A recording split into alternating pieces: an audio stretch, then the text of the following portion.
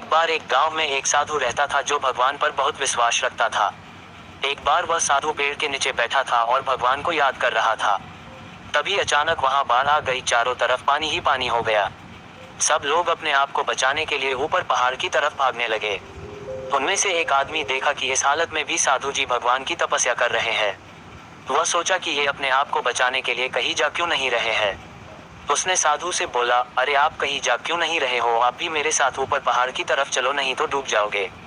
साधु बोले, अरे हमें क्या होगा, मैं भगवान की इतनी तपस्या करता हूँ, मुझे कुछ नहीं हो सकता, मुझे भगवान अपने आप बचाएगा।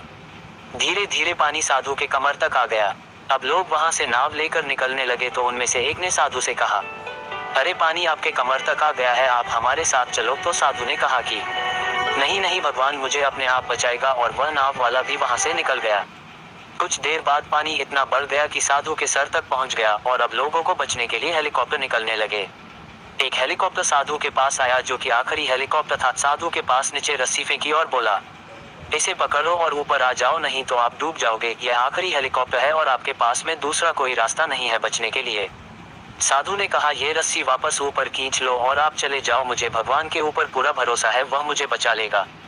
पानी काफी ऊपर आ गया, पेड़ डूब गया और साधु की भी डूबने से मौत हो गई।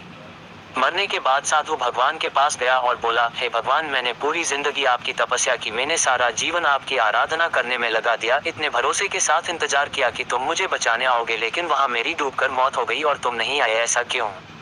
भगवान बोले, मूर्ख इंसान, एक नहीं 3 बार आया था, वो तीनों बार में ही तो था, पहला पैदल, दूसरा नाव के द्वारा और तीसरा हेलीकॉप्टर के द्वारा, लेकिन तुमने मेरा एक भी अवसर पहचान नहीं पाए, पता नहीं किसका इंतजार कर रहे थे।